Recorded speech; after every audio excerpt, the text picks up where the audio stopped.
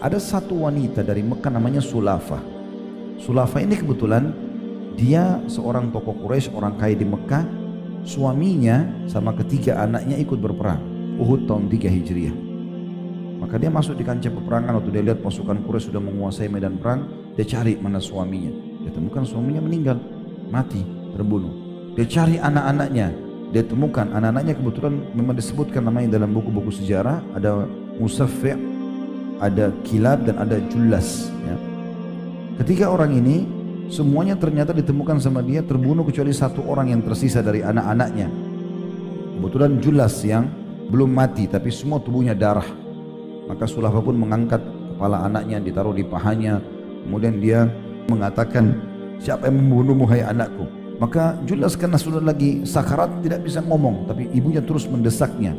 Akhirnya Jullas mengatakan, sesungguhnya yang membunuhku adalah Asim bin Thabit, dan dia pula yang membunuh kedua saudaraku.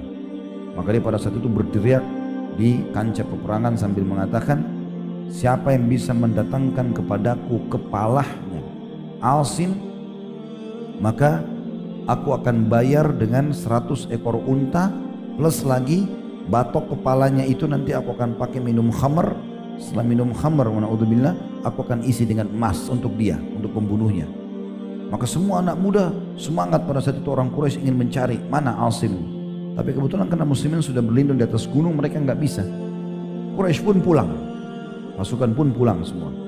Tetapi informasi dari Sulafah untuk orang-orang Quraisy, dan itu tersebar di seluruh suku Arab pada saat itu yang ada di sekitar Mekah, Madinah, di Jazirah Arab, kalau Asim ini target utama, karena siapapun yang bisa membawa ke dia hidup atau mati, maka tetap akan mendapatkan 100 ekor unta plus lagi batok kepalanya. Setelah dibersihkan, dipakai minum khamr sama Sulafah, ditaruh emas. Setelah itu maka emasnya dikasih kepada pembunuhnya gitu.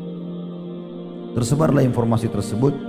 Nabi SAW pulang ke Madinah bersama para sahabat dalam kisah yang panjang tentunya tentang masalah bagaimana kekalahan ini terjadi, karena dari 700 pasukan 70 orang terbunuh, sisa 630, dan 630 ini semua luka parah. Sebagian hadis sejarah mengatakan minimal luka pada saat itu di Uhud adalah 2 sabetan pedang. Tapi yang jelas kuasa Allah Subhanahu wa taala pada saat itu, Allah ingin menyemangati kembali muslimin. Pulang hari Sabtu malam dengan kekalahan.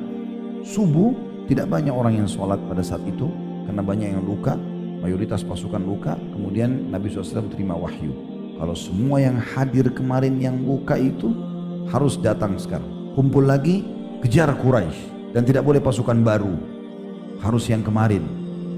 Maka di sini ujian yang sangat berat, luka di badan mereka minimal 2 sabetan pedang. Maka mereka pun pada saat itu semuanya tidak tersisa, 630 orang bersama Nabi SAW keluar dan membentuk pasukan lalu mengejar Quraisy sampai ke wilayah Hamrat Asad. Kemudian intinya Nabi SAW tinggal selama 3 hari Hamrat Asad untuk menunggu Quraisy. Mereka tidak datang, maka pulanglah para sahabat dalam kondisi gembira. Tetapi tetap saja tadi saya bilang gejolak dari Sulafah ini, wanita yang tadi suami sama anaknya terbunuh besar. Terus saja dia kumandangkan setiap hari. Tentu ada At-Tabari berkata tentang masalah ini, iya, maksudnya Sulafah akan memberikan hadiah sebanyak 100 unta bagi siapa saja yang berhasil membawa kepala Asim kepadanya. Lalu santerlah berita tentang nazarnya itu di tengah-tengah orang-orang Quraisy. Karenanya setiap pemuda Mekah pun berangan-angan dapat berhasil membunuh Asim bin Thabit, lalu menyerahkan kepalanya kepada Sulafah, hingga terjadi tragedi Ar-Raji' atau Bi'r Ma'unah pada tahun 4 Hijriah. Kisahnya teman-teman sekalian, ada sebagian orang suku Arab datang lalu mereka mengikrarkan syahadat di depan Nabi SAW. Terdiri dari 3 suku yang masyhur, yaitu suku Ra'al, Zakwan, dan Usayyah. Ketiga suku ini datang pura-pura masuk Islam. Ada utusan-utusannya, kemudian mengatakan, ya Rasulullah, kami masih baru masuk Islam, kami ingin orang yang mengajarkan kami agama. Utuslah kepada kami orang-orang sahabat Anda yang mahir dalam ilmu agama untuk mengajarkan kepada kami. Maka Nabi SAW pun mengutus 6 orang pada saat itu. Mengutus 6 orang dan menunjuk Asim bin Thabit sebagai pemimpin mereka. 6 orang ini adalah Asim bin Thabit bin Abi Aflah. Kemudian ada Marthad bin Abi Marthad Al-Anawi.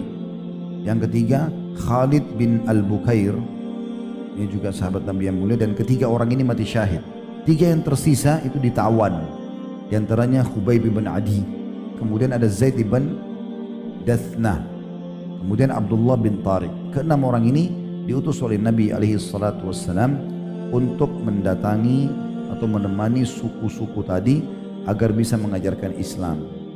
Mereka pun di tengah jalan tiba-tiba suku-suku ini mengatakan, sesungguhnya kami tidak masuk Islam dengan benar, tapi kami murni akan menjadikan kalian 6 orang ini sebagai tawanan, maka serahkan diri kalian. Pada saat itu ada 3 sahabat yang sepakat tidak mau menyerahkan diri sama orang kafir. Mereka tahu ternyata ini adalah para pengkhianat, yaitu Asim, Marthad bin Abi Marthad Al-Anawi dan Khalid Al-Bukair radhiyallahu anhum ini yang tidak mau menyerahkan diri. Yang paling mengotot adalah Asim. Dia betul-betul mengatakan, aku telah bersumpah setelah masuk Islam agar tidak pernah Allah menyentuhkan kulitku dengan orang kafir. Jadi dia bersumpah begitu, dia minta kepada Allah agar jangan sampai dia tersentuh dengan orang-orang kafir. Diceritakan Umar bin Khattab radhiyallahu anhu, beliau mengatakan, Allah subhanahu wa ta'ala senantiasa menjaga seorang hamba yang beriman. Asim pernah bernazar dan bersumpah atas nama Allah untuk tidak disentuh oleh orang musyrik pun semasa hidupnya selama-lamanya. Maka Allah subhanahu wa ta'ala menahannya dari hal itu setelah wafatnya, sebagaimana dia telah melindungi dirinya dari hal itu semasa hidupnya. Karena terjadi sesuatu, akhirnya yang terjadi pada saat itu, Asim dengan temannya yang 3 orang tadi, Khalid bin Bukair dan juga Marthad bin Abi Marthad, tiga-tiganya sepakat. Kata Asim, saya demi Allah tidak akan menyerahkan diri saya, kita melawanlah 3 orang ini sampai akhirnya terbunuh mati syahid. Dan waktu itu kebetulan suku Hudzail tidak tahu yang mana Asim, mereka tidak tahu, sampai akhirnya mereka mendesak 3 orang yang tersisa untuk mengakui. Akhirnya 3 orang itu ditawan dan mereka tahu dari 3 yang tersisa kalau ada Asim di antara salah satunya, dan ditunjuklah Asim itu. Maka mereka pun bergembira pada saat itu karena mereka pikir mereka bisa dapat 100 ekor unta dari Sulafa. Kemudian mereka juga akan dapat emas sepenuh batok kepalanya Asim, gitu kan? Apalagi Asim sudah mati. Kuasa Allah subhanahu wa ta'ala waktu mereka datang untuk memenggal kepala Asim yang sudah mati, maka tiba-tiba Allah datangkan lebah. Dan lebah ini memenuhi seluruh tubuhnya Asim. Mereka tidak bisa lihat sedikit pun satu sisi dari tubuhnya Asim. Mereka tidak tahu mana bedanya antara kepala sama kaki. Mereka berusaha mengusir lebah-lebah itu, tidak pindah. Terbang sedikit kembali lagi. Jadi mereka tidak pernah tahu. Maka mereka berkata satu sama yang lain, biarkan dulu sampai sore, mungkin nanti lebah-lebah ini akan pergi. Pada saat tiba sore hari, Allah datangkan banjir yang besar di lembah itu, kemudian membawa jenazah Asim radhiyallahu anhu entah kemana kuasa Allah subhanahu wa ta'ala. Akhirnya hajat dia sebagaimana Umar bilang tidak pernah lagi disentuh oleh orang-orang kafir. Kata penulis, Allah SWT telah menjaga kepala Asim yang mulia itu agar tempurung kepalanya tidak digunakan untuk meminum arak. Ia telah melindungi agama Allah, maka dia pun melindungi jasadnya.